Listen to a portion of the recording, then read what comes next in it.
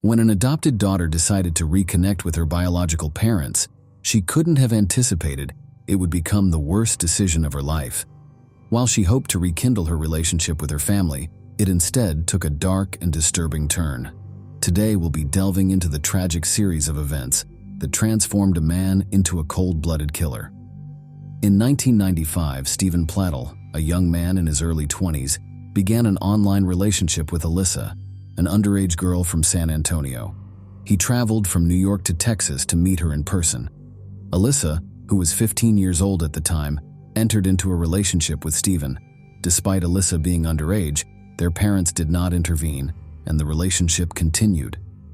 In January 1998, at the age of 17, Alyssa went into labor and, with her soon-to-be husband Stephen by her side, welcomed a baby girl into the world. Alyssa alleged that Stephen physically abused Denise from a very young age, pinching her so forcefully that bruises covered her body. Shockingly, Alyssa claimed Stephen even confined Denise in a cooler, waiting until oxygen levels were dangerously low before releasing her. These were just some of the alleged abuses Denise suffered at her father's hands. Frustrated and desperate, Alyssa made one of the toughest decisions a mother could face. She chose to give her 8-month-old daughter up for adoption to ensure the child could live a happy life. Denise, Stephen and Alyssa's daughter, was adopted by Anthony and Kelly Fusco, described as kind and compassionate individuals. They renamed the baby Katie and provided her a loving home in Dover, New York. There, Katie flourished into a creative young woman, preparing to embark on her journey to college. Meanwhile, Stephen and Alyssa Pladl stayed together and had another daughter nearly a decade after giving Katie up for adoption. Alyssa believed they were older and more mature, better equipped to raise children. They had 2 daughters together. As they raised their daughters, tensions between them escalated. Alyssa described Stephen's volatile behavior persisting throughout their marriage, saying, "He would destroy things in the home when he was upset, punching holes in the walls." Compounding their challenges was Stephen's inability to maintain steady employment for nearly 8 years, placing the responsibility of supporting him and their 2 children squarely on Alyssa's shoulders. Stephen's unpredictable behavior deeply troubled his wife. Alyssa later revealed Stephen's true nature, recalling, "I was always on eggshells. Whatever his mood was, everybody knew. And that mood was often not happy. A lot of yelling, a lot of things smashed in the house in front of our kids." Joy returned to Stephen and Alyssa when they received a notification on their social media accounts. It was from their eldest daughter, Katie, now 18 years old. Katie had used the internet to locate her biological parents successfully. After exchanging messages, Katie altered her plans of pursuing art studies in college. Instead, she relocated to Henrico, Virginia, to live with her newfound biological parents and younger sisters. Although Katie's adoptive parents had concerns about the arrangement, they ultimately respected her decision, acknowledging her maturity to make her own choices. As familial bonds developed, Katie's presence began to strain Stephen and Alyssa's marriage further. Stephen's demeanor noticeably shifted when Katie was around.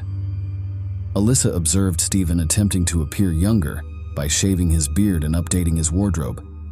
Seeing the bond grow between Katie and Stephen, Alyssa felt compelled to share with Katie the abuse she had endured from Stephen when she was a baby. However, Katie was unfazed by the revelation. Instead, it seemed to strengthen the connection between father and daughter. The situation between Stephen and Katie became increasingly awkward when the 40-year-old started sleeping on the floor of Katie's bedroom. Worried about the situation, Alyssa confronted Stephen about his behavior. He reacted defensively and angrily stormed out of the house. Stephen's feelings toward his daughter had crossed into inappropriate territory. They had developed a romantic relationship. In November of 2016, Alyssa remained unaware of her husband's and daughter's inappropriate relationship. Alyssa moved out and filed for divorce from Stephen. They arranged joint custody for their 2 younger daughters, while Katie continued to reside with Stephen. With no obstacles, Stephen and Katie maintained their incestuous relationship. It wasn't until the following May that Alyssa fully understood the depth of affection between her ex-husband and their eldest daughter. This realization came to light through a revealing journal entry penned by Stephen and Alyssa's 11-year-old daughter. The young girl wrote, "Katie is pregnant. Dad says they feel like couples. Did they get a little too drunk that night? My dad is a..." Adding, "He's Satan. He's Satan. He'll go to hell, but he won't be the one getting tortured. He'll be the one torturing people." In the journal, the young girl drew unsettling pictures of both her father and sister, depicting them as demons. The entry concluded with a chilling statement. "Wait a second. If he's Satan and Katie is human, then the baby will be half demon."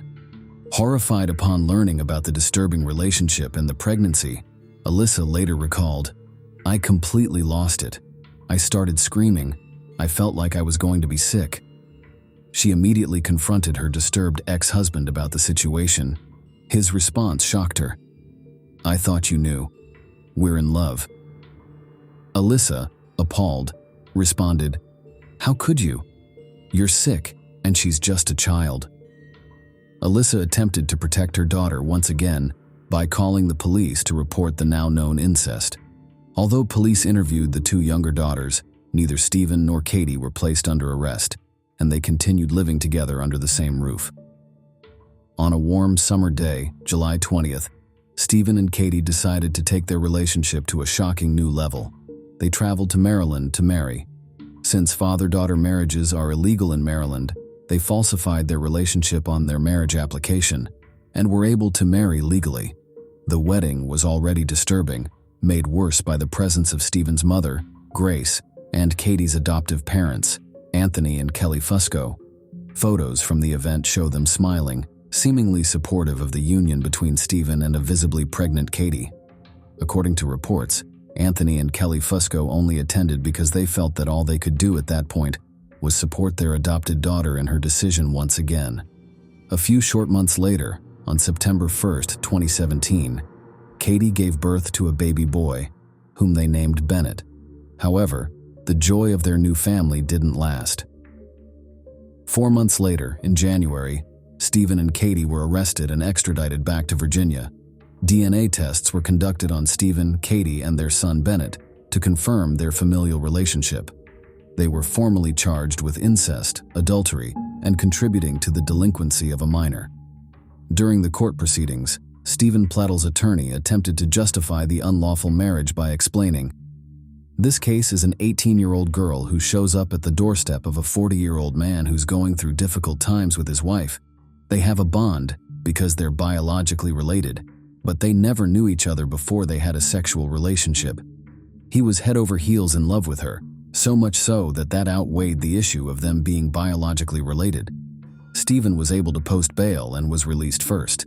The judge imposed restrictions, ordering him not to leave Virginia and to have no contact with Katie. However, Stephen was granted access to his son Bennett, who was placed in the care of Stephen's mother, Grace, despite her age of 72. Alyssa described leaving the boy with Stephen's elderly mother as a shocking failure. She went on to say, "Stephen shouldn't ever have been allowed back to North Carolina where he had access to his house, his weapons, the baby. I can understand they like to put children in the hands of relatives, but not Grace. She wouldn't have been able to stop him seeing the baby even if she wanted to." After being released on bail, Katie was instructed not to have any contact with Stephen. She chose to return to her adoptive parents' home in New York. Despite the court order, Katie broke the no-contact rule and called Stephen to inform him that she wanted to end their relationship. Stephen, devastated by the news, struggled to cope as Katie and their child were all he had left. The situation soon took a tragic turn. On April 11, 2018, Stephen visited his mother's house to pick up his infant son Bennett, telling her he planned to take the baby to New York to see Katie. Unaware of the tragedy that would unfold, his mother didn't intervene. Little did she know, handing over the child would lead to a tragic fate. Stephen took Bennett to his home in Knightdale, North Carolina, where he strangled him and left his tiny, lifeless body shuttered away in a closet. This act marked the beginning of Stephen's violent spree. He then embarked on a 600-mile overnight drive to confront Katie in New York. In the early hours of the following morning, Stephen arrived at the home of Anthony and Kelly Fusco. He patiently waited and observed the family's movements from inside his blue minivan, familiar with their routine. Stephen knew they would soon depart to visit Katie's adoptive grandmother in Connecticut. As anticipated, Katie and Anthony emerged from their house and drove off in their Toyota pickup truck. Stephen followed closely behind in his minivan. Stephen couldn't hold back his rage any longer, and when the Fusco's truck came to a stop, he pulled up beside them and began firing upon them. With every shot fired, he unloaded his fury onto Katie and Anthony Fusco, killing them both in cold blood. An off-duty firefighter was there to witness the massacre and was the one to make the 911 call to first report the double killings. The firefighter described the horrific scene to dispatchers. Shortly after the initial 911 call, dispatchers received another call, this time from Stephen's mother, Grace. During the call, Grace recounted Stephen's confession to her, detailing the tragic events. She described how Stephen had disclosed the death of the baby boy and admitted to killing Katie and her father. Grace's information provided critical details to the dispatchers, aiding in the response to the unfolding tragedy. Stephen's mother cried out to the dispatcher. Police located Stephen's vehicle 5 miles from the scene of Katie and Anthony Fusco's murder, but Stephen was incapacitated. He had shot himself, and officers found his lifeless body slumped over in the driver's seat, with the vehicle still running. Reflecting on the tragic events, Stephen's ex-wife Alyssa shared, "It's been an emotional roller coaster. I'm devastated by the loss of Katie, her adoptive dad, and the baby. But I find relief knowing I no longer have to constantly watch my back, wondering if Steve is there."